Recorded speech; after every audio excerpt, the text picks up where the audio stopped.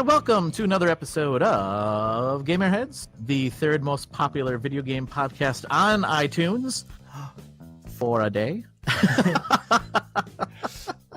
We did it.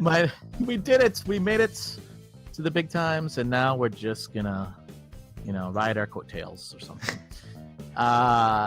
So one day during the last week, we were ranked number 3 in the iTunes ranking. That's pretty awesome, but now we're not. But thanks for everybody for making us number 3 for one day. We appreciate that. My name is Roger, aka Rogue Leader 76, and with me is my co-host Christian, aka Folgan. Welcome. Thank you. So people have been asking me about B, and I just want to let everybody know that she is still part of the podcast.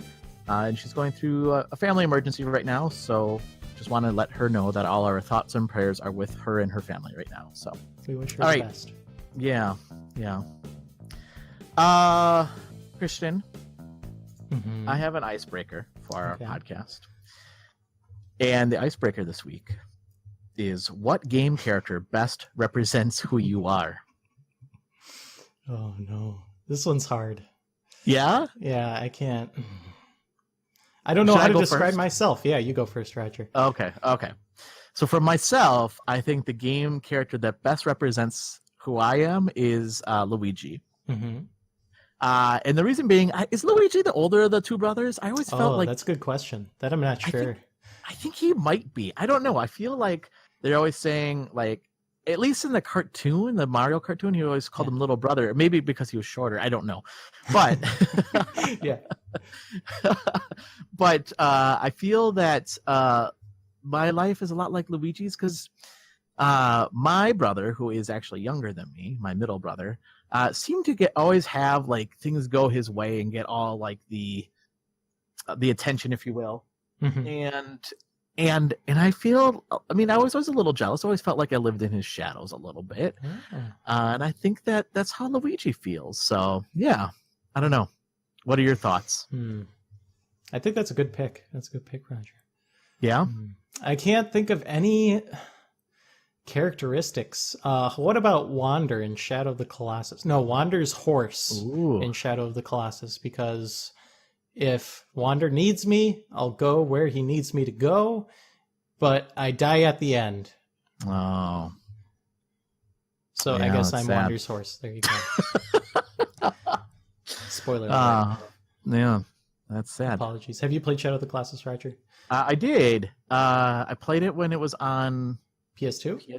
PS2. And I will say I made it to... I don't know, one of the Titans. That game, for whatever reason, freaked me out a little bit. I made it to the one where that's flying. Oh, yeah. And it just, or maybe it was the sand one. I don't remember. But one of those two really freaked me out. It just... Really? Yeah, because, okay, so here's a little weird thing about me. Mm-hmm.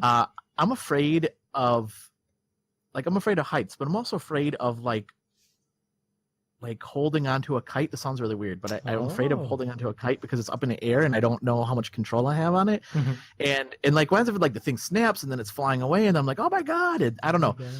Yeah. I don't know why it is, but I have a fear of that. And it kind of went into the Shadow of Colossus. Like I had this fear of like riding this thing. I don't know. It just freaked me out a lot. I don't know what it is, but whales freak me out too. Yeah. So do big windmills. They freak me out. So dinosaurs would definitely freak me out if they were alive. Yeah. So all those things really freak me out. That's such a coincidence, because Shadow of the Colossus also has something that freaks me out a lot. Oh, really? Yeah, it's the eel colossus that's underwater. And I have a thing with really deep abyss water and a thing with very large sea creatures coming up from beneath that water. Yes. And boy, that's one of like the only 2 or 3 video games that has hit my fear and hit it hard. Because I had to I had to pause the game. I had watery eyes. I couldn't take it. And so I had to unpause the game and get as far away from the screen as I could so I could finish that boss fight. Wow, that's crazy. It's funny that you say that. Yeah. Because I felt the same way when I was playing... what's the pirate one that came on Xbox? What? Sea of Thieves. Sea of Thieves. Yeah, Sea of Thieves.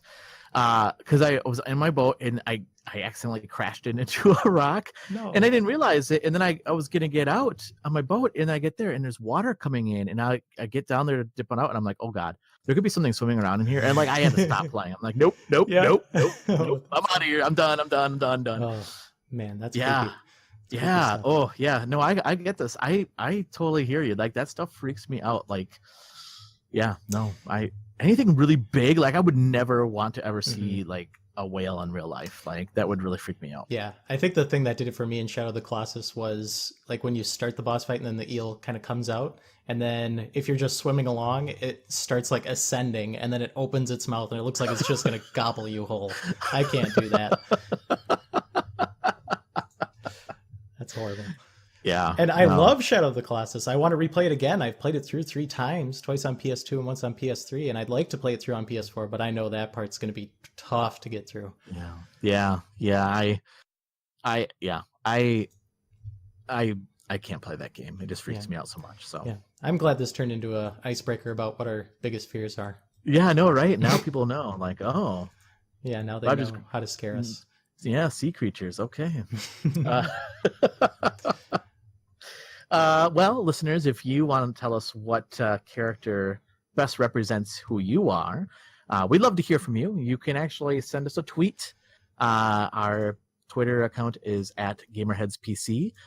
We actually have a brand new email address. You can send us an email at info@gamerheadspodcast.com. Or you can send an email to either myself, Roger, at GamerHeadsPodcast.com, or Christian at GamerHeadsPodcast.com. So either of those two things would, 3 or 4 things I just mentioned there would work.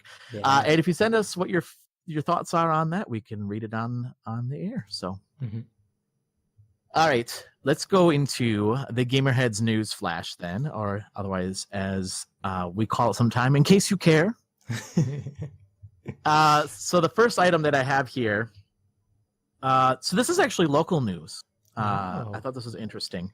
I found this, and I wanted to ask you what your thoughts are, what you think this game is. So I'm going to read verbatim out of the article, what the first sentence was in the article, because I think I want to talk more about it. But an event geared to more mature audience sparked conversation on a controversial game Friday afternoon at the Nina Library. Any guesses of what that game could be? I'm trying to think of controversial video games, and all I can think of is Battlefront 2 because of microtransactions. Tell me it's Battlefront 2. Close, not quite. I didn't think so. I'll give you another sentence from the article. Okay, I'm going to leave the title of the game out, but it's blank. Is a video game attracting many teenagers. It involves people fighting each other to the death. To the death. It's Fortnite then, isn't it? Yeah, it is. Yeah. In this game, I just want to keep going. In this game, players tried to kill one another, right, while also building a shelter. Like, that is a really good way of describing the game. Yeah. I'm joking. It's a terrible way. It's a terrible way. Like, anyway, so they go on in this article, and the thing that really kind of irked me about this was how it was presented, right? It was like this game is terrible and people shouldn't be playing it because it's terrible because you kill people and hunt them down and you build things. And it's like, well, wait a minute, hold on. Let's talk about laser tag then. Laser tag. This is like basically, I mean, it's almost like laser tag in a way. I mean, I know you're using real guns, but it's very cartoony. It's not graphic at all in regards to the deaths. Yeah. It's just goofiness. And the thing that really irked me about this article was that they go into this whole thing about how this sparks a conversation, and then you go on and there's no conversation at all in this article. They don't talk about like what the conversation was. It just said that some parents like watch their kids playing it and they're like, well, I'm okay with it. It's a little cartoony, so what is this article? What was the point of this article? Like it just irked me so much. And the thing that I wish that the article would have approached it a different way, that here the library is obviously understanding that, hey, you know what? This is something that kids enjoy doing, playing this game. Let's have an event that kids across, if you will, like the social aspects of like being a teenager, right? Like everybody knows that you kind of fall into different groups, right? But this game kind of crosses that, right? Yeah. Have kids come together from like different social backgrounds, different economic backgrounds, you know, different backgrounds, and come together and like have fun and have an event where everybody's like, you know what, we can all play this game together and have some fun. And instead they focused on the fact that this game is really violent and it's terrible, and parents are kind of okay with it, but not really. You know, I mean, like, just dumb, it's just stupid. And it's just like that. I will never, ever, ever, ever, ever, ever say that the news is fake news. Like, I think that's a terrible route to go down, call news fake news. But I will say this. I do think that we do have a problem where news tries to become sensationalized to try to attract an audience, right? And instead of, I mean, there's a little bit of a spin here, because instead of spinning it as a positive thing, they spun it as I don't even know, like, because the first sentence makes it sound like it's going to be like a negative thing, but they don't even talk about it very much. They just, like, it's dumb. It's like the dumbest article I've ever read in my life. Yeah. And I mean, it's like they go on and say how the one of the kids at the event says that he likes the building, the battle, and the competition. What's wrong with that? Yeah. What is wrong with that? And then the kid also says that, you know, kids like to do little dances and stuff while they're at the library. You know, overall, the kid thinks the game is pretty harmless. It's dumb. And then it goes on like, many parents say they monitor the amount of time their kids play Fortnite because of its violence. I don't think that's why parents are monitoring this game. Yeah. I think it's, you're playing this game way too much. Like, you're playing it a lot. And then they interview this professor at UW Oshkosh who compares the video game to being addicted to habits like gambling. And he goes on to say, violent behavior or aggressive behavior never occurs in a vacuum. There's all kinds of influences. It's important to keep in mind violent media is never going to be the sole influencer on a behavior. Nothing in that sentence has anything with the assistant professor compares violent video games to being addicted to gambling. What?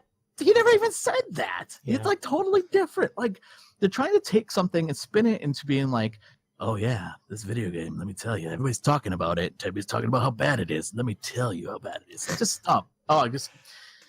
Sorry. I go on this rant because it just pisses me off. That's good. I love your rants, Roger. They're the best. But yeah, I think it's a classic case of just them. They clearly did some kind of research for this project, and they clearly had an end goal in mind, and the evidence probably didn't completely support that end goal, so they kind of tried to, you know, rough up the edges a little bit and make it seem like it did. And, I mean, they're doing a Fortnite story, so they clearly know that Fortnite's going to give them decent numbers, at least on that story. Yeah. Yeah, exactly. I mean, that's the only reason, right? So if it was the library holds an event where everybody's playing Minecraft, nobody would go there. Right? This would never have been on this news channel. It would never made the news, right? Or library's holding an event where everybody's playing laser tag. Like, nobody would care. Or everybody's playing Splatoon 2.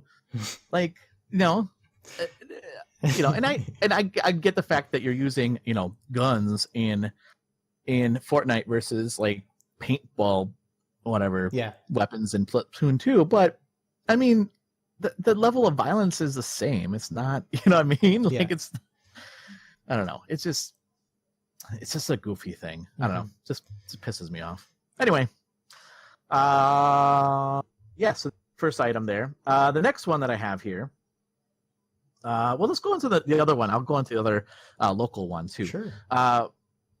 This will probably be close to your heart here, Christian. Researchers at the University of Wisconsin-Madison, that's where you went to school. Yes, it is.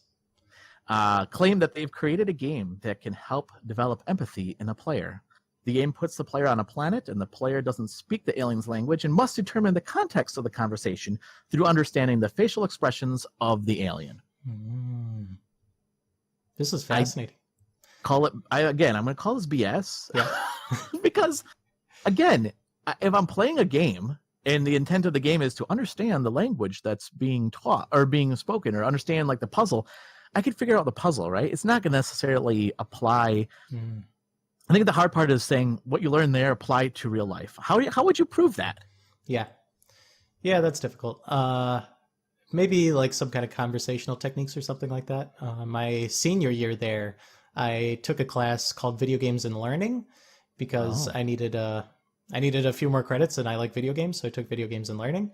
And for one of the lectures, they had a guy come in, and he was one of the like senior developers on this development studio that's apparently like an internal Madison video game development studio that they have. Is it Raven? No, it's not. It is not Raven. Okay. It's UW-Madison University specific. Oh, okay. So they were apparently making this game, or they had made this game. I forgot exactly what it was called, but it was meant to teach about space and astronomy.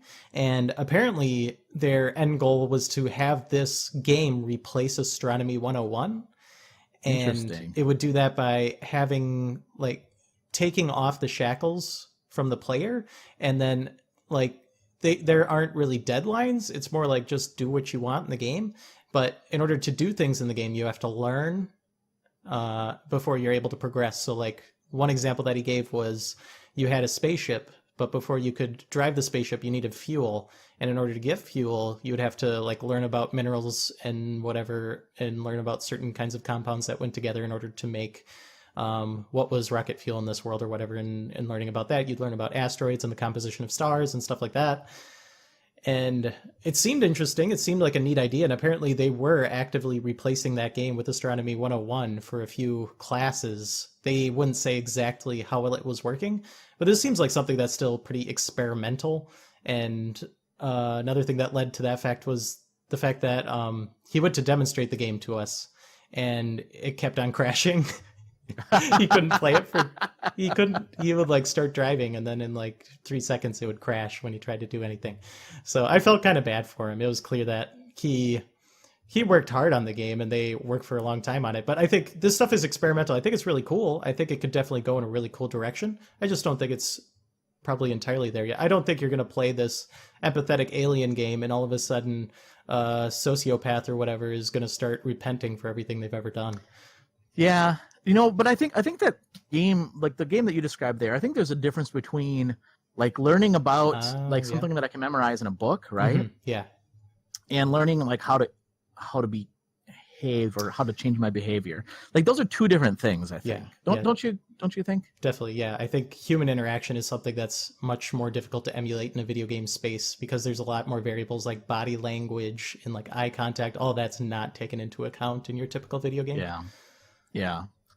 And again, I mean, I would have to see how we had this in the game and see how it's being applied in real life. Like I don't know. Like I can see that in a video game where it's like, all right, like we have this in a video game, and it's like, okay, well I learned like this, and this in this video game, and I can apply like facts. I can apply facts. Mm-hmm. I can apply like things that I could learn from a textbook, but a textbook can't teach me how to be empathetic towards somebody. Yeah.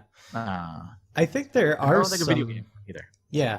I think there are some very complex things that can be taught through video games, though. Like I read a story about virtual reality and how that's being used pretty successfully as an educational tool in certain fields. And there was one scenario where this lab had set up a virtual reality situation where someone would put on a virtual reality headset, and then they would be put in their own shoes. They were supposed to like imagine themselves as them. And then they would walk up to this counselor, and then they would tell the counselor their problems. And then after they did that, their viewpoint would shift to the counselor. And then their like qualms would be played back to them, but pitch shifted slightly so it didn't sound like their voice.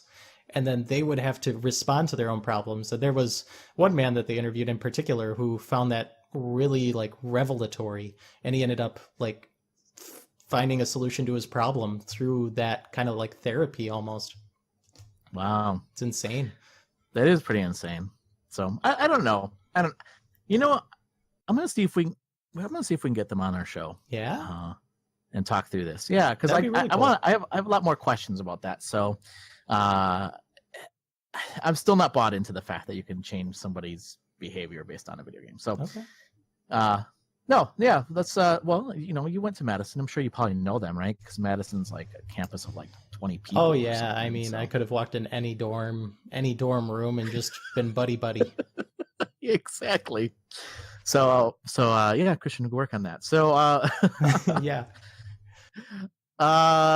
Another news article here.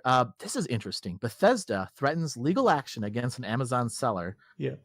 Who is selling a sealed copy of Evil Within 2, stating that seller couldn't sell a quotation new copy of the game. Yeah. This is fascinating. Did you hear about this? Yeah, I did. This is just bonkers. I can't comprehend this. Why would a big time development studio go after one dude? I know, right?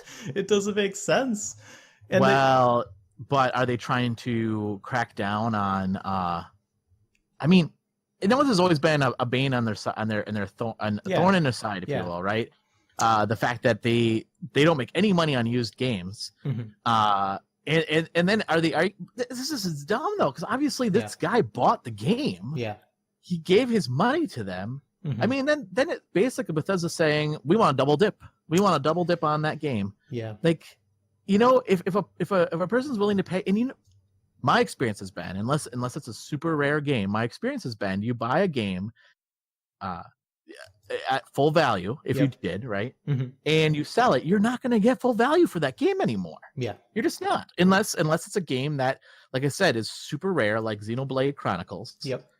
That game, I think that people were making money on that game. Or like I said, last week I bought I said I bought Pokemon Blue, and I bought it for like $4.99. I sold it for $35, but that's just me watching the markets and saying, okay, now this is a very popular game, right? Yeah. Pokemon Go is really popular. This is a good time to sell this. But to think that Bethesda should be getting money off of a game that somebody already bought and then selling a sealed copy, like it's just a really weird. Yeah. Because I'm thinking about collectors, like even Jake, he's got a lot of games that are sealed. And if he ever sells those games and people are like, oh, nope, that's a brand new copy, can't be selling that used. I just think that's weird. Yeah, it's so bizarre. It's scary thinking of the possibility that Bethesda is using this as kind of like a testing grounds for bringing this into a larger marketplace and applying this to like retail stores. But yeah, it's scary. I know that the copy that this guy was selling on Amazon was still sealed in the cellophane, like you were alluding to. And apparently he was listing it as new, and that's where Bethesda came down on him, was that you can't say this product is new because it does not have any warranties on it where a new copy would, and so you can't say it's new, buddy. So take it down. I see. Yeah, but still, why do they care? I don't know. I mean, that's a good question. I mean, really, if I'm buying a game from somebody, not through Walmart or not through GameStop or not, if I'm buying a game that is through a reseller and it doesn't work or whatever the case, I'm not going back to Bethesda and saying your game doesn't work. I'm going back to that guy and saying, hey, this game doesn't work. Yeah. I don't know. It's weird.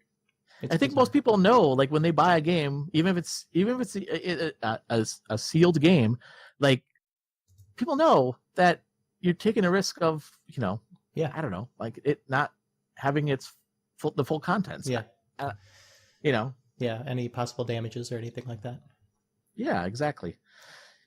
I mean, yeah. So I don't know. That was interesting. It was an interesting article for sure. Yeah. The last one I'm going to touch on here. I had some other ones, but I'll skip to this last one. Okay. IGN fires a reviewer over plagiarism for the game Dead Cells, actually. Yeah, and then this reviewer, I might as well just say it was Philip Mewson, then did issue an apology. Yeah, I guess on YouTube. I didn't see it. I did see reactions to it, and a lot of people are saying that wasn't an apology. I can't really speak to that because I didn't see it. I did see it. You did? Okay. What do you think? I thought it was okay. I mean, he was clearly trying to, garner empathy for his situation, and it sucks. I mean, it's pretty clear that he was drawing from some kind of inspiration a little too directly. And I think that what came of the situation is almost universally positive. I mean, he he doesn't have that position anymore, which is probably rightfully so. I mean, if you plagiarize a review that you're getting paid for, you probably should not continue to get paid for your reviews, because that's sows doubt for your profession. But also the individuals who created the review that had very similar language to his review, they ended up getting like 20,000, 30,000 more YouTube subscribers out of it. So you really? Yeah, it's like a win-win situation almost. Like justice was done. That's crazy. I didn't know that part. Yeah, it's weird. So I think it's interesting, the whole idea of plagiarism. Like what I saw, and I heard that wasn't his only article that he plagiarized. I mean, somebody... yeah, there's rumblings about him also plagiarizing a FIFA review, was it? Yeah, off of Nintendo Life, actually. Yeah. I don't know. Like, it's weird to me because from my standpoint, from being like a history major, right, and religious studies, like plagiarism to somebody that studies and had to write, that writes papers, is completely different than plagiarism, like what people know. Like, what he did was like just copy verbatim. Yeah. Right. That's more than just plagiarism in my part. That's just, he just cheated. He just copied almost word for word. Plagiarism to me is when you take an idea, even if you take an idea and you write it in your own words, that's still plagiarism. Yeah. You should still give credit to where credit is due. So, I mean, I don't know. It was an interesting thing. I mean, I think IGN made the right choice there by, letting him go. And I hope that he learns from this. That's all. Yeah. I mean, IGN, I'm sure they got put in a tough spot for this, because this was all over the news, and this gives people who are less than fond of IGN plenty of ammunition for a long while yet. Oh, yeah. Yep. Yeah. I mean, I don't know. I mean, I remember. I remember it wasn't that long ago. I mean, I was listening to him on the NBC podcast, and this is like, oh, it's too bad. Like, I don't know. He was the Nintendo editor, is that right? Yeah, he was. Yeah, and I never, I don't want anybody obviously to, to have, something bad happen to them. But I think that if it can be learned, if it can be used as a learning experience, I hope that it can be, and I hope that he's able to move on from this and things move on. So that's all. Well said, Roger. Do you have anything else? No, I got nothing, Roger. Okay, well, normally we take a break, but actually we have a new segment. We'll go into our listeners' feedback now. Yeah. And listeners, if you want to give us feedback, you certainly can. You can reach us on Twitter at GamerHeadsPC. Email us, info@gamerheadspodcast.com.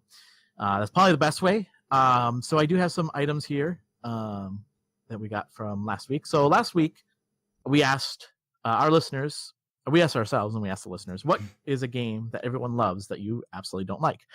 Or that you don't like, not necessarily absolutely don't like. But Evan Wertz, I believe I pronounced his last name correctly, said that the games that he doesn't like that everyone loves is Minecraft and Super Mario 64. He said that he doesn't like 64 because a lot of the maps are the same, or didn't like a lot of the maps, and each star was literally on the same place, same map in each world. So, no, I can agree with that. I can totally see that. Especially living in a post, like 5 other 3D Mario games world. Yeah, right? It can be a little hard to go back to 64. Yeah. So thank you for that feedback, Evan. We also got some other questions. Kyle from the Real Dudes podcast actually wrote us 2 questions. The first one kind of ties into what we just talked about in the news. So he says, so obviously with the whole plagiarizing thing blowing up this week and Philip Mewson splitting with IGN, it's a serious problem in the industry and has made me think of a serious question I'd like for GamerHeads to address. And the question is, what's your favorite cereal? This is good.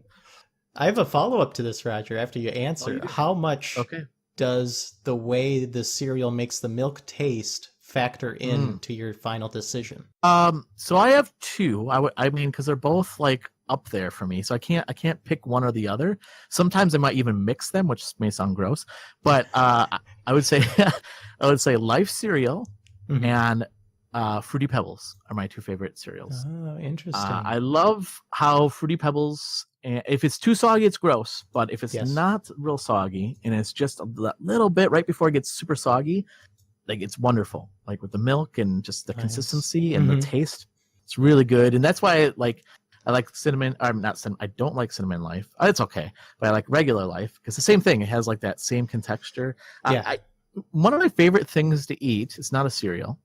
And this is probably really, really gross. But one of the things that I actually enjoy eating is taking graham crackers and breaking them up and pouring milk over that. I like eating that. Interesting. And then I used to, as a kid, I haven't done it as an adult really, but as a kid, I used to take cookies, like chocolate chip cookies, break them up and pour milk over them. Oh, wow. My mom said it's disgusting. My mom would yell at me about that. And then they came out with cookies. Yeah, exactly. I said, see? You're ahead of your time, Roger. I was. What about you? My favorite is probably got to be Honey Nut Cheerios. I love Honey Nut Cheerios. And part of it is because the sugar gets into the milk. And when I drink the milk afterwards, it tastes real good. Yeah. See, that's why I think like Cocoa Pebbles or Cocoa Puffs too. Like it makes a chocolate milk. Yep. So thanks for the question, Kyle. Oh, he asked another question here. Second question from Kyle. Has Roger put more than 6 to 7 hours in Octopath Traveler? Yes, I have, actually, Kyle. What? I have put in... Yeah, I'm almost at like 12 and a half hours on that game right now. Roger, you need to stop playing video games for once. I know. This is like getting out of control. I have my 7th character. I need to go get my 8th one. It takes a little bit longer for me because I am grinding when I get the character. I grind to get them about to level 10 before I take on their boss.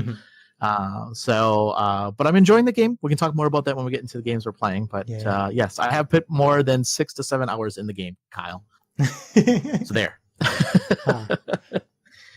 Carrington then from the Real Dudes podcast asks, what podcasts do you listen to in your spare time?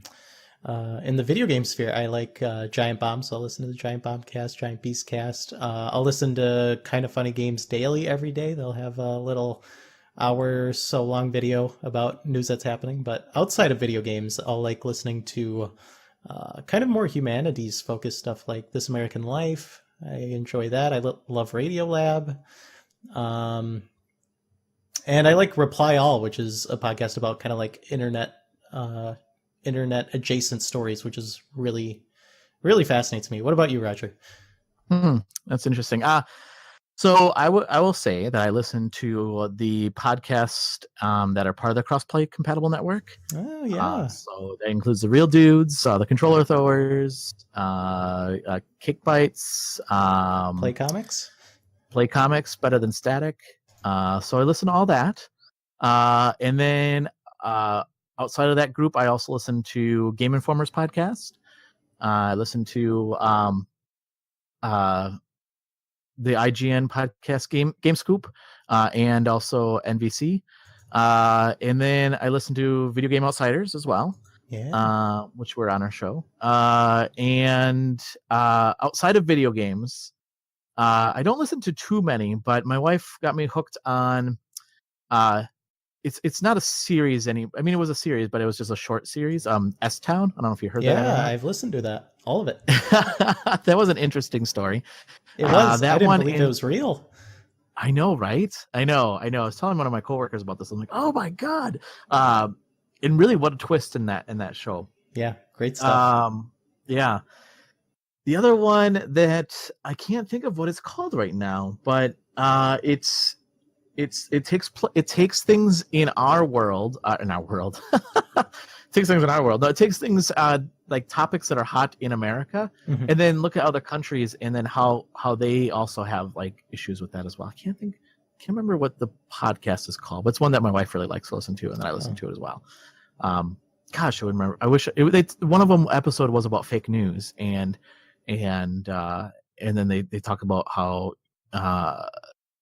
in Russia and Ukraine and all some of that, like all this, like it was an interesting episode, like how like news can influence like things that happen across the world. Like, I don't know, it was really fascinating. So those are the podcasts I listen to. One other thing that we got here was feedback, actually, in iTunes, and you can go to our iTunes page and leave us a review. And just like Bahoon, I believe it's a username on iTunes. Yeah. It says the title was fantastic, well-structured, informative, and fun to listen to. The hosts are all great and work off each other well. The audio quality could use some work, but that doesn't take away from the quality of the conversations. So thank you for that. Yes, we know we are working on our audio quality. So we'll continue to do that. But thank you so much for the feedback. Thank you, Bahoon. That's awesome.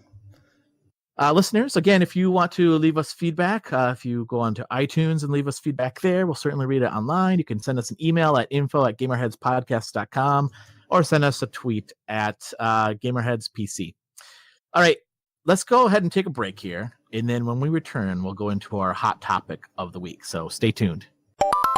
Hi, this is Michelle Madison from the Video Game Outsiders podcast. We've been churning out stupidity and gaming since 2004, and we would love for you to check us out. So visit videogameoutsiders.com for more information or find us anywhere podcasts are available. Have you ever been reading through a stack of comics and thought, hey, maybe I should see what this Arkham Asylum game is all about? Or been playing Marvel vs. Capcom and felt like you were at a real disadvantage because you didn't know who half the characters were? Well, Play Comics is the show for you.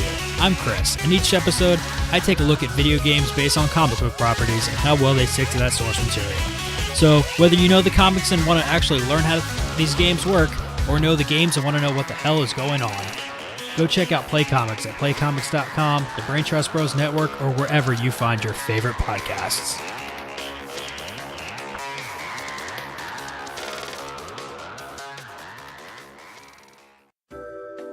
Hey, it's Carrington from Real Dudes Podcast, and with me I have some fantastic co-hosts. Guys, why don't you introduce yourselves? This is Andrew, coming to you from Lynchburg, Ohio. This is Cody, coming from you also from Ohio. And this is Kyle, coming to you straight from the armpits of West Virginia. We are an indie gaming podcast. We all share a love for games, and you can check out our show on Podbean. Just search for Real Dudes Podcast. You can also find us on iTunes, Google Play, really any of the podcasting outlets that you like to use. Again, that is Real Dudes Podcast. Be sure to check us out on Twitter, Facebook, and Instagram.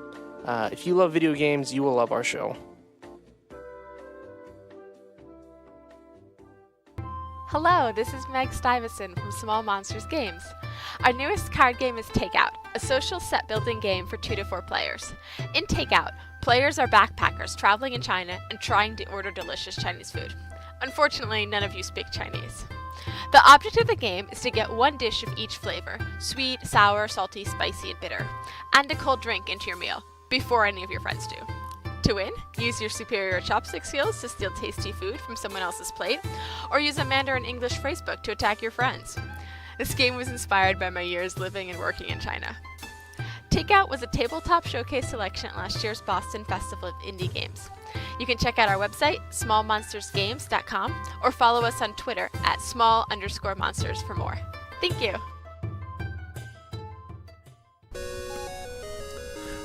Do you like video games? Do you like to read? Alright, guys, I know that those two things usually don't go so well together, but my new book, The Minds Behind the Games, Interviews with Cult and Classic Video Game Developers, is kind of like an ESPN 30 for 30 collection of interviews with some of the coolest creators in video game history. We're talking iconic games, Deus Ex, Mortal Kombat, Wasteland, NBA Jam, not so iconic, E.T., Night Trap, indie games, Pro Wrestling X, Towerfall. If you love video games, you will love my book. If you know nothing about video games and want to get in the know, read my book. It's available wherever fine books are sold: Amazon, Barnes & Noble, Target, Walmart, and of course my site, patrickhickeyjr.com. It's an awesome book. I had a ton of fun writing it, and simply put, if you want to get in the know and you want to find out stuff that's not even on Wikipedia, check it out. You won't regret it. Do you remember the days when console games were pure simple fun? No Loot Crate's season passes are crowdfunding. You just paid for the game and it was yours to keep. You didn't have to sit through hours of boring cutscenes, and there were no loading screens to keep you from the action. At Four Horses Games, we remember those days and we aim to bring them back. Miles and Kilo, our latest release on the Nintendo Switch, is pure action from start to finish. Run, jump, slide and swing your way across 36 action-packed levels as you and your dog try to escape a haunted island, battling bosses along the way. Still need more? 20 tough achievements and a time attack mode keep you going that extra mile. Reviewers are saying that Miles and Kilo is a must-have title. Available now on the Nintendo Switch and coming to other consoles later this year. And welcome back to GamerHeads. This week's hot topic is what impact does shutting down ROM sites have on the preservation of games? So we talked a little bit about this when the Video Game Outsiders, John and Michelle, were on our podcast. Yeah, because it was a news item. But then I wanted to dig more into that a little bit. So as we mentioned on that episode, Nintendo has been cracking down on ROM sites, ROM sharing sites, which obviously they have a right to do. And, a lot of these sites that share ROMs, they obviously are sharing them for free, but they make their money based off of like ads and things like that. So there was a really interesting article on Nintendo Life that explored this. And I want to take some of the items that they talked about and some of the things that I was thinking about and talk through some of the questions we have. So first of all, my first question that I had here is if Nintendo were to offer games on one platform, like instead of having like several different platforms, would you take advantage of getting the games that way? So let's say they had like instead of having like a NES Classic, Super NES Classic, and there's rumors that there's going to be an N64 Classic or a GameCube Classic. Would you be willing to if there was just one box that you can buy as many virtual games if you wanted to that Nintendo had the rights to? Would you take advantage of that? I think it would depend on the implementation, but assuming that the implementation is as good as possible, I would say yeah, because I think we're going to get into this a little more later, but a lot of what disincentivizes piracy is just the convenience of doing things, above board legally. And if Nintendo can make it convenient for the consumers to buy and play all of these old Nintendo games, I see no reason why I would have any problem shelling out the money to pay for them. Yeah. I agree. Because I think I take this as, I relate this back to like music, right? Yeah. So one thing that I always complain about with music, like the music industry was like upset about obviously file sharing and people downloading music. And I get that. I understand that. But on the flip side, like the music industry also was coming up with like one or two good songs on an album. And they're just like, just produce whatever you can for the rest of the album. Right. And just put it out there and we'll have like singles. We'll have our hits off of the album. And as a consumer, that really bothers me. Like, why do I want to buy a full price of an album when I don't like the rest of the album? I might like one or two songs on it. Yeah. And then when Apple iTunes came around and started selling songs for $1, you can just pick and choose. It's like, totally. I would totally do that. I can create my own albums of the songs that I like, and I can just pay $1 for each song. I wish that we had that for video games as well. I wish we had like just something that I could just, we did. We had the virtual console on the Wii, which I thought was awesome. Yeah. And I bought a lot of the games that I enjoyed playing on the NES on my on the virtual console. Obviously I didn't have every game, but man, I wish that they had something like that again that supported that. That was great. Yeah, absolutely. So we kind of went into the next question, so I'll skip that next one. But what if Nintendo comes out with these games on their online service on the Switch, what they're saying they're going to do, but they alter the game for the service? Is this an issue because it's not going to be similar to the original game? So there's talks where they're going to come out with, like a Mario Brothers, like the one where you fight against each other, like that, with platforms, and they'll alter it so that way it can be something that can be played online and change some of the aspects of the game. Mhm. And to me, I don't know. What are your thoughts on that? Yeah, it's tough because then you're like stepping on the toes of people who are like want to experience the game the way it was originally made. Then you're kind of getting into this kind of revisionist history type ground where you can never know whether or not this is how the game really was when it was first released. Yeah, and I mean, this is just all Nintendo games we're talking about, but my concern is all those other games that are not Nintendo games anymore. Mhm. That the license no longer exists for the game, so they're just gone, right? Yeah. Mhm. And I don't want to see those types of games even being republished and being completely different, because there's something about preserving the original code for those games. Yeah, absolutely.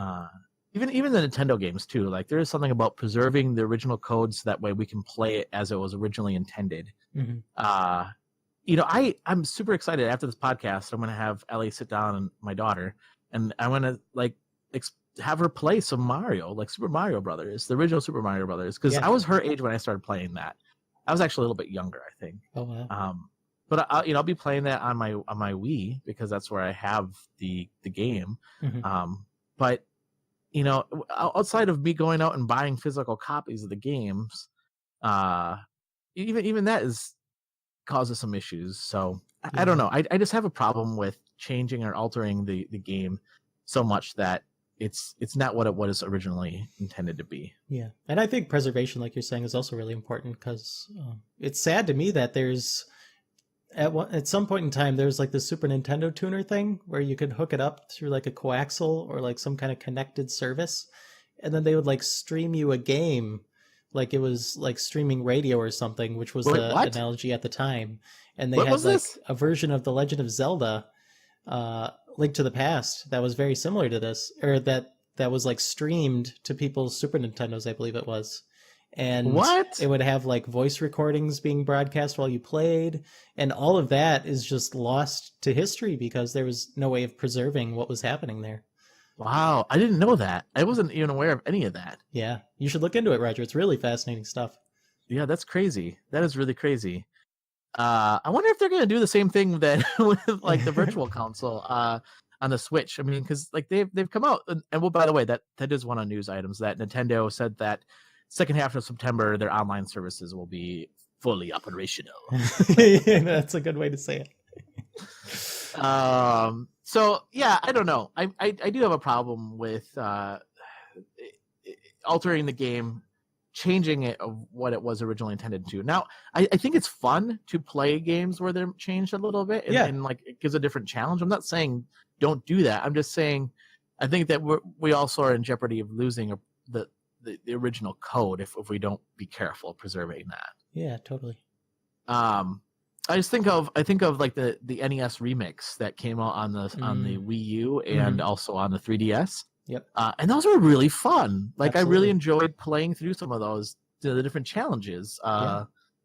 Different than what the game originally intended to do. And I'm assuming that's going to be similar to what they're going to do with the Nintendo Switch with this online service. Yeah.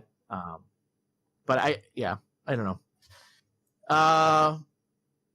So what about games that no longer have the license to? Like you think of like Turtles in Time, for instance. That's a really good example of a game where the license no longer exists. GoldenEye 007 is another one where the license just expired. Like even if you were to get these games physically, like games do tend to obviously wear and tear, right, on these games.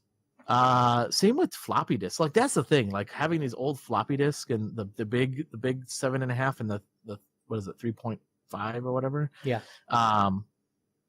Like there's concerns that those games are going to be lost. What do you think about those? Like, what do you think about?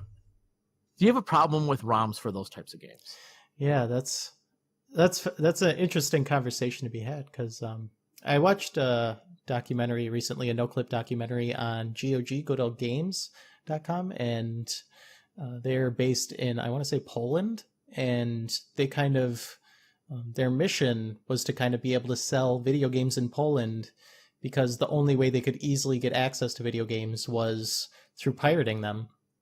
And GOG was like, well, if we just made it easy to get legal copies of these games that weren't more expensive than the pirated copies, which they were at the time, then they assumed that people would actually end up buying them, and that actually ended up being the case.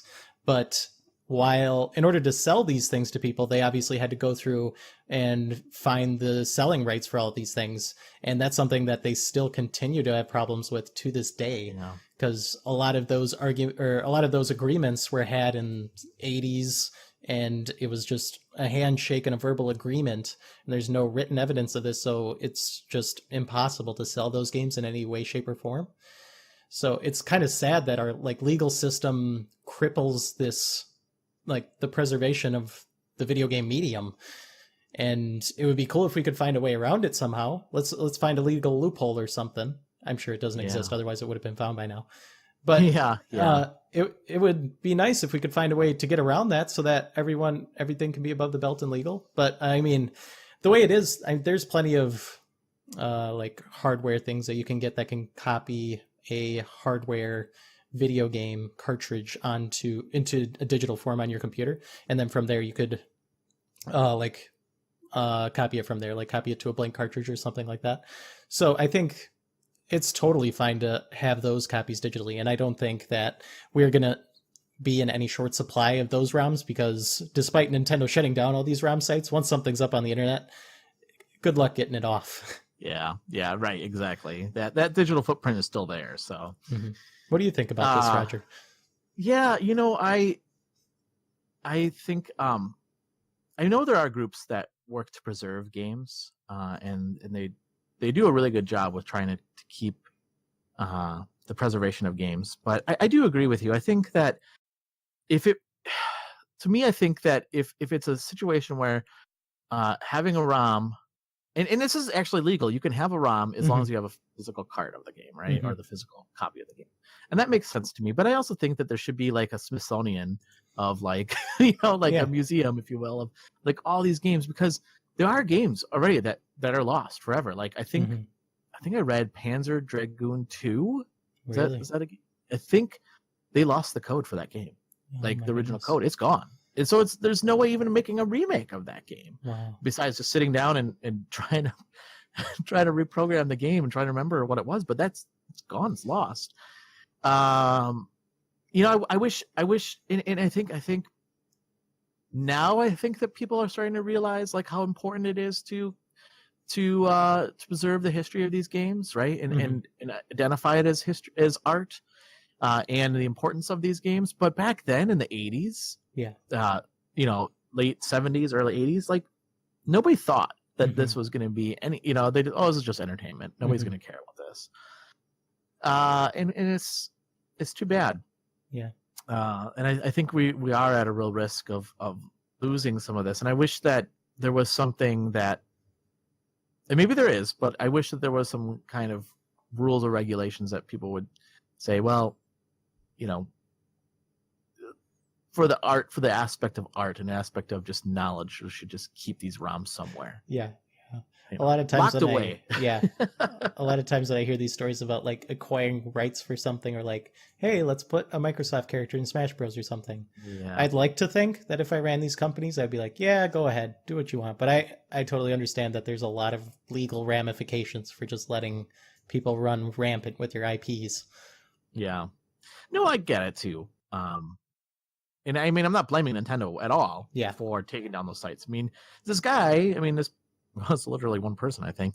They're making money off of ads. It's not like this is a noble cause, but there are organizations that do try to preserve games for a noble cause. And I just hope that, from a legal standpoint, we can work through some of these things and we don't lose these games. That's all. Absolutely. Games like Commander Keen that were physical discs that can't find those things. You can't even find those games. Even if you did, chances are you can't find a system that can actually run some of those games either. Yeah. So, and I don't know. So, yeah. Any final thoughts, Christian? No, I said all I wanted to say. Listeners, if you have some thoughts on this topic, What impact does shutting down ROM sites have on the preservation of our games? Feel free to reach out to us and let us know. You can email us at info@gamerheadspodcast.com or send us a tweet at gamerheadspc. Yeah, I've said that a lot today, but we want to hear from you.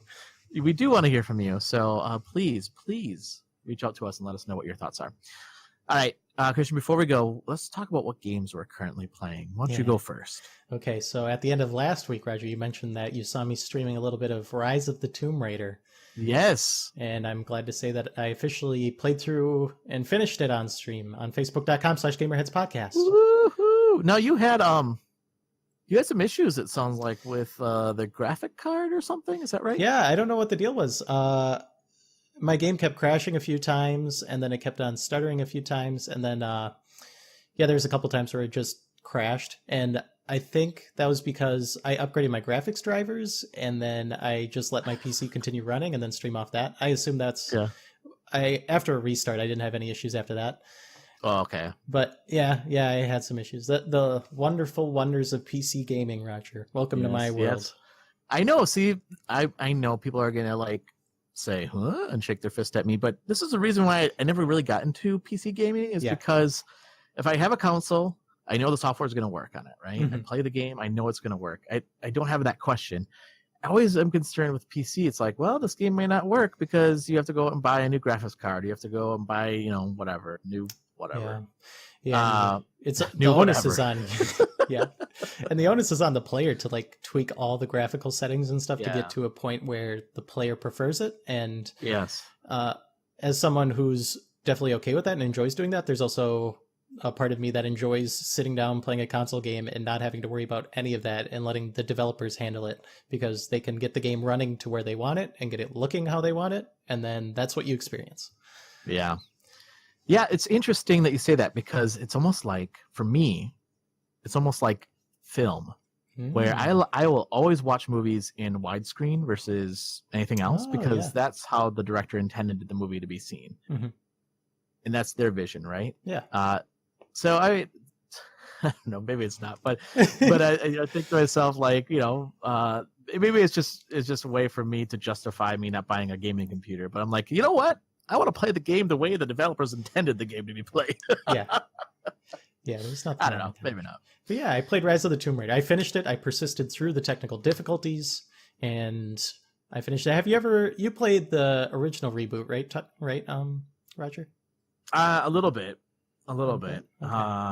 I kind of fell off the Tomb. I have to play the game again. I kind of fell off the Tomb Raider bandwagon a little bit. I played a little bit of it. I thought it was good. I never finished. I have to go back and play those games. Yeah, I played the first reboot. I haven't played any of the original Tomb Raider games. None of them. Haven't touched one. Yeah. Really? Never played one. Oh man, the first one was really good. I enjoyed that game a lot. It's just that one I did beat. Yeah, that's awesome. It's just a huge gap in my video game catalog, in my video game understanding. It's just not there. But I played through the original reboot, and I mean, good on them. I mean, these reboots got me to play Tomb Raider, whereas I'd never played a Tomb Raider before, so that was a good job. And are you gonna go watch the movie now? No, I do not want to watch the movie. I told you, Roger, I'm okay with video games staying video games, and I don't need to watch movies. Movies can be movies, but I enjoyed the reboot. I thought it was fine. I wouldn't say I loved it, but I enjoyed it. I thought it was good. It has the same issue that Uncharted 1 that I had with Uncharted 1, which is that things are progressing along pretty steadily, and then all of a sudden they just have this supernatural stuff in your face, despite the rest of the game being very grounded and kind of being steeped more in a more realistic universe. And then all of a sudden there's the supernatural stuff happening. And it feels to me like they couldn't come up with a compelling story elements to keep things interesting without introducing something that's larger than life. And Uncharted 1 did the same thing with Nazi zombie things crawling through a U-boat or something. Yeah. It was weird. Tomb Raider 1 did that, and while I was going through this Rise of the Tomb Raider, I was hoping that they would have just copied Uncharted and gotten away from the supernatural stuff, because I feel like Uncharted got better because of that. But here it's They got a supernatural thing in there, all right. And well, it's interesting. Yeah, go ahead. Oh, go ahead. Sorry. No, I didn't mean to cut you off. Go ahead. No, you're good, Roger. It's interesting. What? I was just saying, it's interesting that you say that because Indiana Jones has like an element of supernatural to it, right? Yeah. So I wonder if that was like the formula they were going for. Yeah, you might be right. That's definitely what Uncharted, I'm sure, drew its inspiration from. But I'm ashamed to say I'm speaking as someone who has never watched an Indiana Jones movie. What? Because the only one we had was Crystal Skull, and I heard that that's the worst one. So I was like, okay, I'm just not going to watch Indiana Jones. Wait, hold on. Wait, the only Indiana Jones movie you owned was the Crystal Skull? Yep. Why on earth would you go out and buy that movie and not any of the other ones? I don't know, Roger. I will bring them to work. I have them all. I have them in both DVD. I believe maybe Blu-ray. I'm not sure, but I have them on VHS and DVD. I love Indiana Jones, so I'll bring them in. Okay. So you can experience Indiana Jones as it's intended. I don't know if you should even watch it. Like I always tell people they should watch Temple of Doom first because that's a prequel. Actually, is it really? I didn't know that. Yes, it takes place before the events of Raiders of the Lost Ark. In fact, when you buy the box set, it actually puts Temple of Doom first, which is interesting. That's very interesting. But there are some aspects of the movie where it does a play off of Raiders, and you won't get it. It won't be as funny unless you watch Raiders first. So it's hard. It's hard to determine which one you should watch because I also think that Raiders and Last Crusade, his character is so different than he is in Temple of Doom. In Temple of Doom, he's more about fortune and glory, and then the next movies, it's always about it belongs in a museum. I don't know. There's some aspects I don't really like about Temple of Doom. Like I understand why they made that movie, and I respect it more than Crystal Skull. That's for sure. Yeah. The heart being ripped out of a chest. Let me tell you, as a 7-year-old, that was really scary. Yeah, I bet. Ugh. But sorry, I don't mean to go off. No, that's okay. But, that's good stuff. You should watch it. Yeah, I plan to now, Roger. Thank you. Okay. Are you playing anything else? Yeah. Well, I finished Tomb Raider, and like I was saying, it's got very clear Uncharted inspiration, which has very clear Indiana Jones inspiration, and the it's got a formula where you've got this legend MacGuffin. Like in this one, it's something that grants eternal life, and then you find ancient city. But in order to find ancient city, you need to find ancient map artifact. An ancient map artifact points you to ancient city. What is this? Is this Raiders of the Lost Ark you're playing? It might as well. You wouldn't know. You wouldn't know. Never mind. No, I wouldn't. And then there's evil guy who's evil because he's evil, and they establish that he's evil because he pushes his bare thumbs into one of his guard's eyeballs. And I think he just did that because the guard wasn't talking or something, or he said something that evil guy didn't like. And then evil guy also has stigmata for some reason, so he's got the wounds of Christ on him that start bleeding. That's really weird. This is Raiders. Yeah. Does he have? I mean, except for the stigmata. I mean, does he have Does he have a burn on his hand that has a symbol of like the staff of Ra or something? No, or no? No, he doesn't. He has a scar on his face though. Oh, staff of Ra? No, I don't think so. Oh, okay. Part of the map at all? No. No, it's not. That's too bad. Okay. But you can pretty much tell where Tomb Raider is going to go, and so because of that, the story probably isn't what keeps you playing, but the shooting mechanics and everything are fantastic. I love the shooting mechanics. They're very satisfying, and everything pops and has good animations to it. There's lots of great animations. They put a lot of money and time and effort into this game. They clearly spent a lot of time on like degradation effects or whatever, like things crumbling to the ground and stuff. That all looks really cool. And I appreciated this one a little more than the last one, the last Tomb Raider reboot, because it feels like they're starting to get their own identity here, despite the story stuff, which is still kind of very much like predictable. The like gameplay is actually pretty interesting, and now you've got like very linear sections, and then those sections are like kind of chopped up through these like a couple of hub areas, and in those hub areas you like unlock new abilities and stuff, and you can access new hub areas. And then there's also tombs that you run into along the way, which are like these fun little puzzle areas where you solve a few puzzles, and then you desecrate a tomb, and then you learn a new ability because you read some ancient text about some new bow hunting technique that wasn't talked about ever. Oh, yeah. Yeah, it's fun. Yeah. I played it mostly to catch up for Shadow of the Tomb Raider. But so is Shadow going to be a sequel of this game then? Yes, okay. It is, yeah. They have like a twist ending at the end because they got to keep the viewers viewing. Oh, man. Is Darth Vader really Luke's father at the end of this movie? Maybe. Crap. The bad guy was Lara Croft's father all along. Yeah. Oh, yeah. There we go. But I'd say it's enjoyable.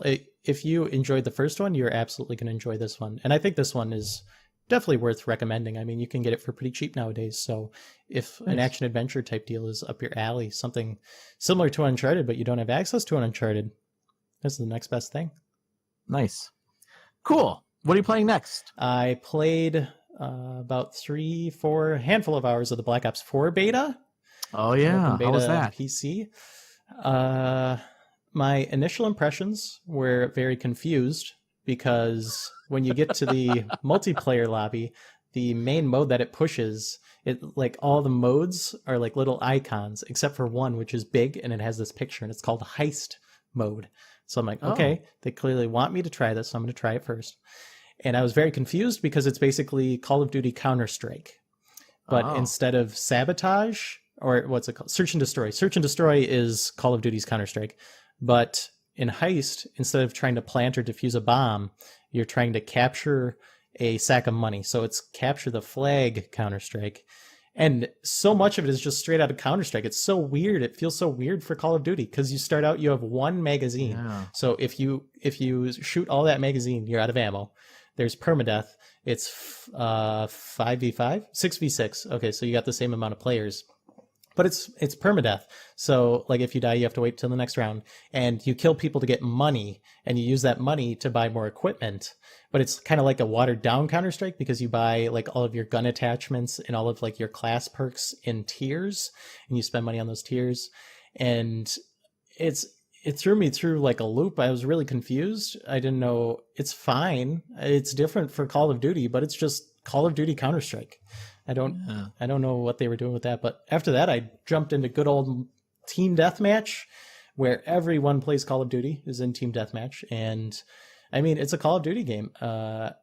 My initial prediction with the initial, Black Ops announcement trailer, when they said that it was going to take place chronologically between Black Ops 3 and 2, it looked like it was going to be Black Ops 2, but with like the specialists and the specialist abilities that they introduced in 3. And that's pretty much exactly what it is. You've got boots on the ground gameplay, no running, no jetpacks, none of that. But I enjoyed it because it's just Call of Duty, nice, smooth gameplay. Their mechanics are still pretty much unrivaled in the first-person shooter space, but they have been for the past 5 years. And they still are. So I had fun in that sense, but it's another Call of Duty. I think what I'm going to be very interested to see is their Blackout mode that's supposedly coming, the Battle Royale mode. Because I think it might be interesting to see what a Battle Royale would be and act and function like in a Call of Duty engine. And if it retains that good responsiveness and tight mechanics, that would be really cool. And there's a beta for that in September, and hopefully that's free and open, so maybe I'll give that a shot. But nice. Yeah, I enjoyed Call of Duty World War II multiplayer a lot. That was the most fun I had in a Call of Duty multiplayer in like 3-4 years. And so I played it a lot. I put like maybe around 30-40 hours into it and enjoyed the World War II multiplayer significantly. So after I finished playing Black Ops 4 for a little while, I jumped back into World War II multiplayer, and yeah, it's the same mechanics. They feel great. And they took the Battlefield 1 mantra that I mentioned in a previous podcast by taking kind of the complexity that existed in previous entries and just paring that back and making things a little more simpler, giving you a bit fewer options. And from a toying around standpoint, it's not as compelling as like the pick 10 system because that just gives you so many options. But I prefer to just keep it simple, like Battlefield 1 does. I like knowing what loadouts everyone else is dealing with and crafting mine around that. Interesting. I don't like that. I don't like that aspect. No, yeah, I understand it. You might like Black Ops 4 then, Roger. I won't. I don't play those games. I really don't. Yeah. Are you streaming that though? Are you streaming that on the Facebook page? Yeah, I streamed it for roughly like 3 or so hours. Nice. Yeah, so you can catch those streams at our Facebook page. It's facebook.com/GamerHeads podcast. So yeah. There's one other thing I streamed a little bit of. Yeah. I've put like about 5 or so hours into Dead Cells.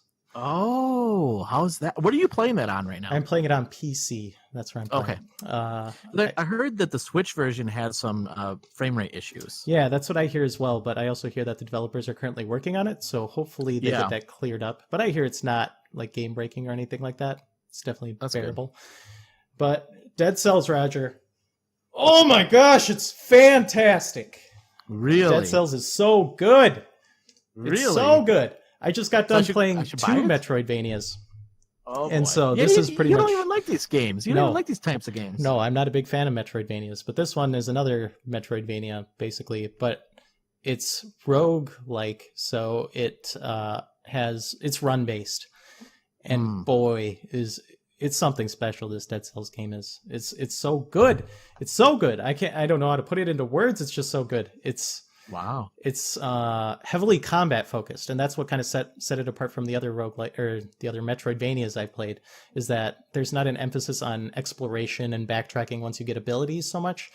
And there's more emphasis put on just like mowing through enemies, and they make a lot of really smart little decisions that make things just like quality of life stuff that makes it just feel great. Like they clearly crafted this game for a very long time and like deliberately made decisions to make it more fun. Like consumable weapons like grenades and stuff like that are typically consumable are on a timer cooldown, and that helps instead of being consumable or like taking down a monometer or something like that.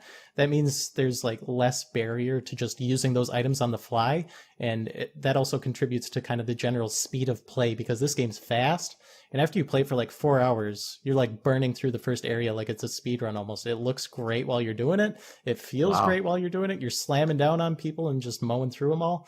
It feels so good, and the animations, like the enemies like pop and kind of like explode when you kill them, and it does that every time you kill them, but it still feels great. 6 hours later, it still feels fantastic to do it. And like touching enemies doesn't hurt you as it does in almost every other video game, which was weird. It took me a little getting used to, but it actually maintains the difficulty of the game, and it requires you to think a little differently than other video games, because usually you don't want to touch the enemy. But here, as long as they're not attacking, you can just go right through them and get to their like backside and then get your attacks in that way. And yeah, it makes you like think of encounters a little differently. And then the randomly generated nature is just so good. Like it's run based, so every time you die, you start a new run, and then the map is randomly generated.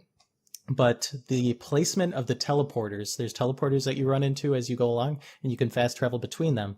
The placement of the teleporters is just perfect. I don't know how they did it. I've played video games that are like handcrafted. They're like made like very deliberately, and they can't get teleporters this good, this right. These teleporters are randomly placed, but they're placed exactly like where you'd want a teleporter to be. They're usually placed on like junction points, like whenever there's like a forking path, and then they're also placed kind of like at a dead end. So as soon as you reach a dead end, you pop in the teleporter, you go back up to the last one you just hit, which is usually right where you left off when you did a branching path, when you took one way on a branching path, and then you just get to continue right away. It's really fast paced. It feels so good. Wow. You know, you're a pretty calm and collected person. To hear you get so excited about a game, that's crazy. Yeah. I mean, this Dead Cells game is so good. Binding of Isaac is one of my favorite games ever. Yeah. And it's similar to this in that it's run-based and it's roguelike, kind of permanent death. And in The Binding of Isaac, you're kind of continuously contributing and making progress by unlocking items that contribute to your total item pool. And just that little fact that you are continuously making progress through every run will keep me going. And that's why I loved Rogue Legacy so much, which is another Metroidvania roguelike. I think this one's even better because this one focuses more on the combat end of things. And the upgrades are a little less mandatory than they were in Rogue Legacy. And here it's so good. It's so good because you're continuously making progress. You're slowly ticking up progress meters with every run that you go through. So every run pretty much isn't wasted unless you die against the first enemy or something like that. Wow. Crazy. That sounds exciting. So you're going to write a review on this game, right? Yeah, I plan to, Roger. You can probably tell kind of what tone this review is going to take before I write it, but I'd like to see if I can finish a run of the game. They're all like pretty short runs. I think the furthest I've gotten in the game is like an hour-long run, not even like 45 minutes in a single run. So I look forward to playing it some more and hopefully getting to whatever the final boss is. I'm kind of scared because the game's tough. Oh. And you're streaming this then too? Yeah, I am streaming it occasionally. I started it off stream, but I streamed it for like an hour and a half today, and I plan to stream it more in the future. So stay tuned. Nice. And then our reviews actually. So we're actually in the process of developing a new website, or a website, I should say. But until then, we're actually putting our reviews on our Podbean site. So you can go to GamerHeads. GamerHeadsPodcast.podbean.com, and on the right-hand side, under the links, there's a What's New, and there you'll be able to read our reviews and any news articles that we find interesting or soapbox items that we talk about. So check that out. Cool. Man, you've been playing a lot. Yeah, I try my best, Roger. I try my best for the podcast. I feel like inadequate now. I feel like I shouldn't even be on this podcast anymore. Roger. You've been playing Octopath Traveler, which I have not touched yet. Oh, that's true. So I have been playing Octopath Traveler. Like I mentioned before, I've collected my 7th character. Now I just need to get the hunter. And the 7th character I got is a thief. Thief. And he was cool. I liked him. Interesting story. I think still my favorite story is still Primrose's story. I think she has a really interesting. Yeah, hers is about her father being murdered and her hunting down the murderers. I think that's really a fascinating story. Like I don't know. Yeah. So still my favorite, and I'm glad I picked her as my main. But yeah, so she's like level 17 now, I think. So you do have to. There is an element of grinding in this game. That's true. And so once I get my next character, my last character, then I have to start taking chapter 2. Start playing chapter 2 of these characters, and a lot of the chapter 2s are saying you should be level 21 with those characters. You can only have 4 characters in your team at one time, so I'll have to like rotate them out so that way they can level up, so they can go and do those stories. But it doesn't bother me. I actually really enjoy grinding in games like this. It doesn't bother me. I don't know why. Do you think level 99 is the maximum? I don't know, actually. I don't know. I don't know if I'm not going to find out. But I don't know. I don't know what the level max is. But I tend to try to be like 3 to 4 levels above where I'm supposed to be. Yeah, that always feels nice. Just because I don't want to get frustrated and take on the boss and be like, no, and die. What I like doing in these classic JRPGs is usually before you get into the final boss, there's like the post game. And then I like doing the post game stuff and getting the really powerful stuff, and then just completely obliterating the final boss. Yes, that is. Yeah, I did that in Final Fantasy VII, I believe. So, yeah. Hopefully that's the case here. I mean, the way you're talking about it makes it sound like it's very much a classic JRPG. Yeah. So I've been playing that. I've also been playing Mario Kart 8. I just got that on the Switch. Really? So I played that with my daughter, and that was really fun. Yeah. You can put on a mode where she can't fall off the edge. So that was really nice. I mean, I think it was fun. She had a blast playing that with me. So I've been playing that, and Overcooked. I did pick up Overcooked 2. I haven't played it yet, but I've been playing Overcooked. So last weekend, was it last weekend? Yeah, you were almost finished with it. Almost finished with it, and we didn't finish it because we were trying to get as many stars as we can on all the levels. Yeah. So that's what we've been working on. So I've been playing that, and then the other game, I picked up 2 new games. Ooh. I picked up Overcooked 2. I haven't played it yet. I did pick up Sleep Tight. That was the other game that I picked up. Yeah. Did you play it at all yet? I did. I'm not sure what I think of the game. Okay. So a lot of times I'll look at a game, I'm like, oh, this is the intention of the developer, right? The intention was this. And I usually like shy away from saying, boy, it would really be nice if they included this. But in this game, I kind of feel like I wish there was co-op. I mean, not kind of feel. I wish there was co-op, couch co-op at least.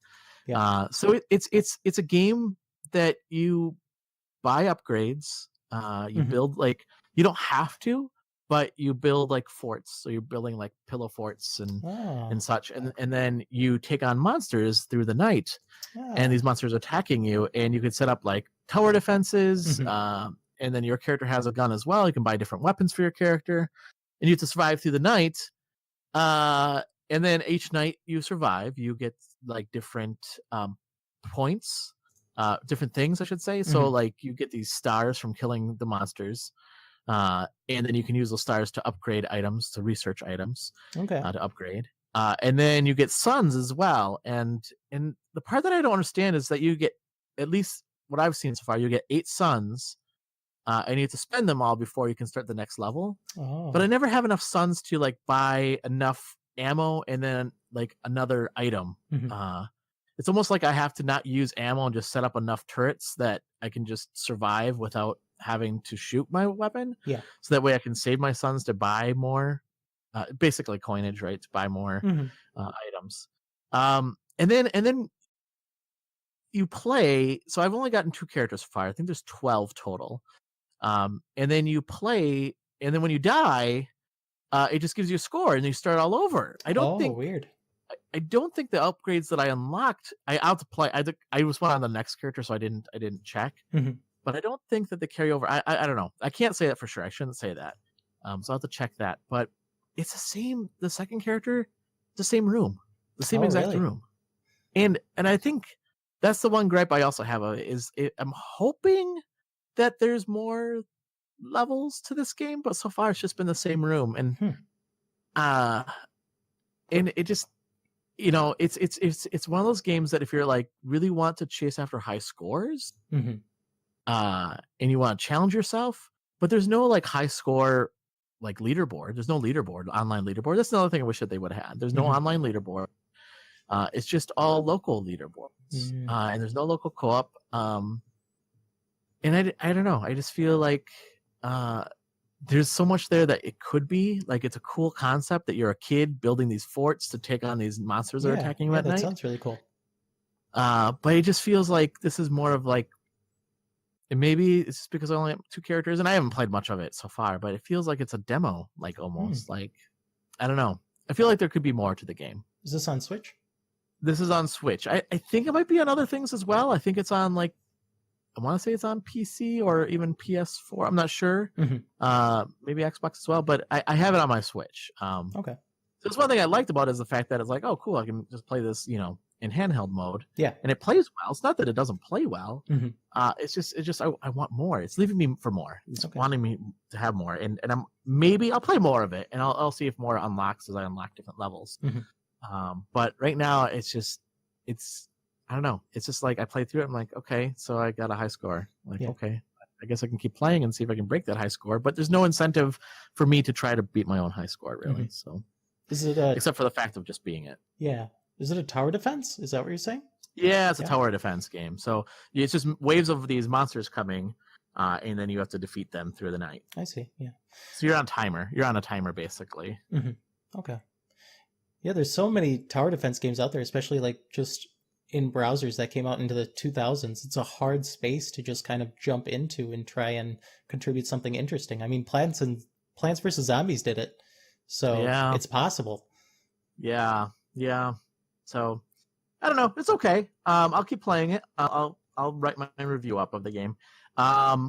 The other game is I was on Play Comics podcast this morning, and we talked about Batman Returns, the movie, and then the games that were based on the movie, and how close are they to the source material. So I played Batman Returns on the NES. I played Batman Returns on the Genesis, and then also on the Super Nintendo. Jeez. So, and I didn't play much of them. I just wanted to play them. Yeah. So I beat the Super Nintendo game when I was a kid. So I was like, I can do it again. I just didn't have enough time. Mm-hmm. But man, that game plays really well. I love that game. When I picked it up and started playing again, I'm like, yep, this game, I remember this game. This game is awesome. It plays like Final Fight, where you can take the characters, you can pick them up and like either toss them into another one, throw them against the wall, then smash against the wall behind you, or you could take two villains and smash their heads together. It was so great. It was so fun. And the graphics are just really good. It plays really well. The NES version of the game was not as good. It played like Double Dragon. You had one life with just one health bar. Oh wow! And the graphics, it's NES, but you know, I compared those graphics to the Sunsoft's Batman version, and the Batman Sunsoft version came out before this one, and it seems like it had better graphics. So I don't know. And then I played the Sega Genesis version, and the Genesis version was, it was okay. It took place like in the middle of the movie, which was kind of weird. Yeah. And the graphics were a lot more grainy. It wasn't like cartoony like the Super Nintendo. No, I wouldn't say the Super Nintendo one was cartoony, but it was just like, it reminded me of a comic book. Oh.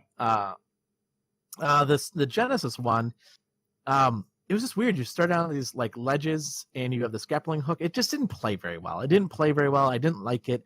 I made it to Catwoman, and she just kept doing these backflips, which like my attacks would go right through that. And I'm like, this is kind of dumb. I didn't like it. The boss battles in the Super Nintendo version were way better. So I played those. So that episode should air probably in September sometime. He's got a lot actually going on. Chris does. He's got a lot of episodes. But we recorded that this morning, and it was a lot of fun. So when that comes out, I will retweet it. But you can hear more thoughts on that. Awesome. All right, that's what I've been playing. So before we go, then let's go ahead and tell people how they can get a hold of us. How can people get a hold of you, Christian? Yeah, you can email me at christian@gamerheadspodcast.com. You can reach me on Twitter. What? Yeah, got an email now, like you mentioned, Roger, at the beginning of the show. I know. And crazy. You can reach out to me on Facebook at Christian Kubza, and you can reach me on Facebook at facebook.com/GamerHeadsPodcast. Yeah. And you can reach me. You can email me. My email address is roger@gamerheadspodcast.com. You can email the podcast itself. That's info@gamerheadspodcast.com. All right. Well, thank you, Christian, so much for being on another episode of ours. Thanks for inviting me, Roger. Of course. And listeners, thank you so much for listening. Stay tuned next week. We'll have new episodes starting next Sunday. Thanks, everybody. See ya.